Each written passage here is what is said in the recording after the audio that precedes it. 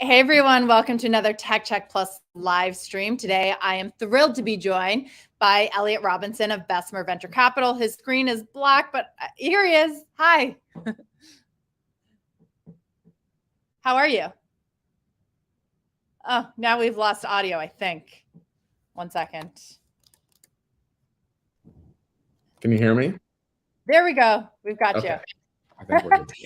I was saying welcome. Thank you for doing this, a fellow Canadian, while we're at it as well. Thank you, guys. Honorary Canadian, but it's honorary. As nice as a Canadian. We'll put it that way. Sure. Let's dive into it because it's been a while since we've actually talked to you. And what I'm focused on today, I was just talking about this on Tech Check on TV, is what's happening with Silicon Valley Bank today. Last I checked, it was down 40%. And this is a bank that is so tied to the startup ecosystem. I want to give our audience a stat. I think it was 50%.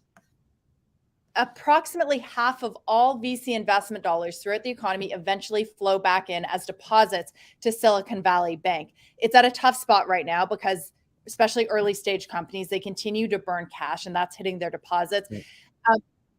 Elliott, what do you make of this? Yeah, I mean, what you said is exactly right. For my entire career and well before that, Silicon Valley Bank has really served as a backbone to the startup and venture capital ecosystem. And if you think about, the changes in the market pullback, startups are affected at an even faster rate because they're trying to create market share, trying to coerce new companies to become paying customers.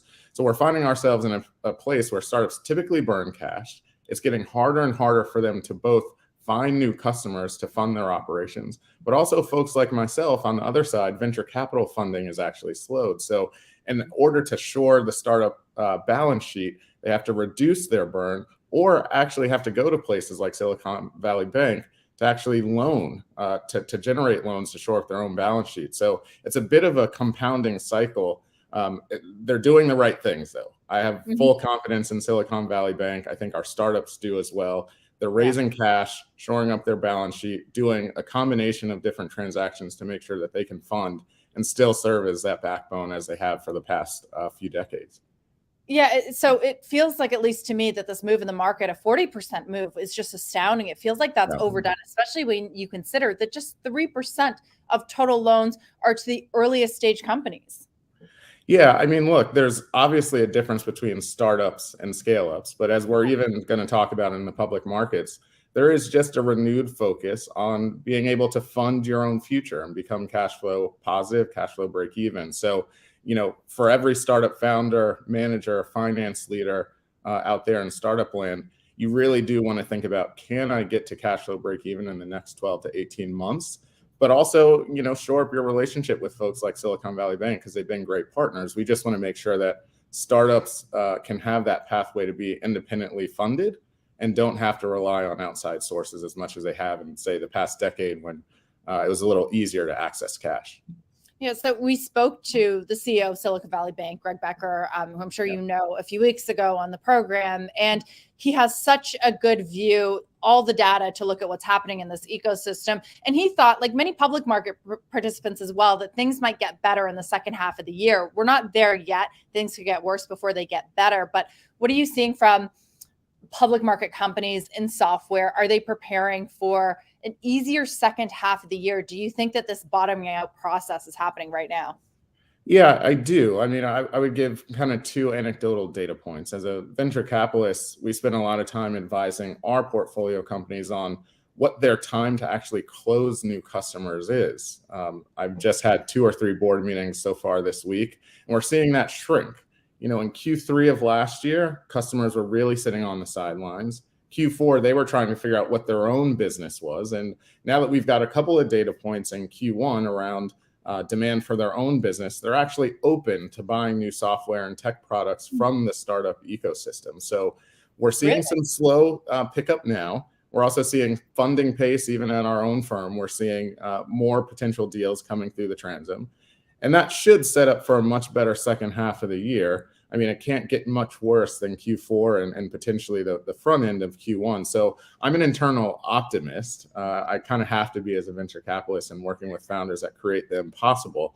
But we're pretty bullish on, at least a pickup in the second half coming out of the first half of the year. Do you have any evidence of that yet? I mean, we've just been through earnings season, which I know is backwards looking, but we've also been talking a lot about these consumption-based models, the big cloud giants, AWS, Azure, Google Cloud, but also some of the layer down players like a Snowflake. Did you anticipate that this consumption-based model would be hit this hard? I mean, it's never really faced this kind of a downturn before. And it turns out that it's really easy for companies to turn on and off that enterprise spend. Yeah, I mean, the soup du jour of the last 2 or 3 years, you could even call it 5, particularly in data infrastructure, as you mentioned, Snowflake, was just the value of consumption-based models, meaning when customers really liked a product and they use more and more of it, you didn't necessarily have to send that sales executive in and recut the deal. It's just as they, generated more volume on your software or your platform, you were able to bill them more and generate more revenues and ultimately more cash. Now, what we're seeing on the other side, that's a great dynamic when the market is kind of in a bull run and up and to the right, and that momentum is there. But it's also the same way when the momentum goes the other way or the other side of the hill. So we're seeing consumption-based business models in SaaS and in software more broadly being more impacted. I was looking at some data actually this morning that showed it's about 10% faster, the decline in that growth rate and consumption-based businesses versus the traditional subscription or seat license businesses. Wow. Where again, if you see the platform usage waning, you can actually have that conversation with your customer to recut the deal, thinking about pricing differently. Some of the best startups are even thinking about ways to be creative and maybe give a discount ahead of time, saying, hey, you're trying to figure out what your own employee base looks like, maybe even a small reduction in force. Let's actually talk about that ahead of time. Let me understand kind of the fundamentals of your business so we can scope a software subscription license that you feel really good about and both sides feel like they're getting that value. And again, that's different from their consumption-based peers where it's kind of marked based on volume and what's happening in the moment. Do you think companies with a consumption-based model, do you think that they're trying to transition to more of a subscription-based one in this current environment because of how easy it's been for customers to turn that on and off? No, I haven't necessarily seen that, but I do think they're rethinking pricing. So typically in consumption-based models, and you see this on subscription-based as well, you have limiters. So if consumption goes straight line, you can feel pretty interesting and pretty good about pricing. But if it goes exponential, you typically have to give some price breaks as that go. The question is what happens on the other side of that hill when consumption goes exponentially down? How do we find kind of a pricing model that works for both sides? And I think CEOs, CROs are having those conversations with their best clients now. The other thing I wanted to ask you about, Elliott, is the buyout environment. I know not exactly your world, but when you think about companies and your companies looking for exits, it's been a really tough financing buyout environment, but yet we see these huge software buyouts by the likes of Silver Lake and Thoma Bravo and Vista, equity partners. And they kind of fit this mold, right? High subscription-based revenue, a lot of enterprise clients. We were talking about this on TV, I think yesterday or earlier this week. Who are some of the other names? Do you think this is a trend that is likely to continue? How does that change or not change the way that you're investing? Yeah, there's a couple of things at play in what you just said. So on the buyout side, you have folks like Thoma Bravo, you have the Vistas of the world, and they have a lot of cash too. And in the run-up of kind of 2019, 2021, deal activity was a little bit lower because valuations were really high. What we find now is we're in a more stable economy. People can kind of predict growth, particularly if you're a large company like a Qualtrics, for example. You kind of know what growth is going to look like. And now the buyout players are saying, okay, predictable business, great install base. Most of the time they're generating predictable cash flows.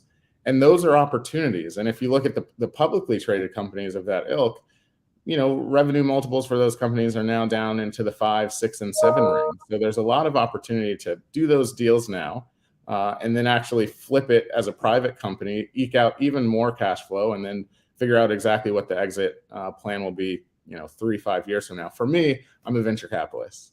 I'm investing with the most ambitious, daring founders that you can find that are a little bit earlier.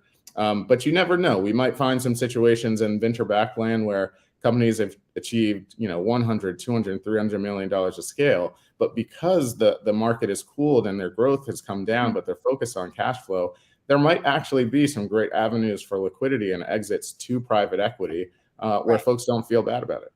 Right. As you said, though, Elliott, you are an eternal optimist. You have to be if you're working in venture capital, especially in this moment. Thank you so much for taking the time with us today. And I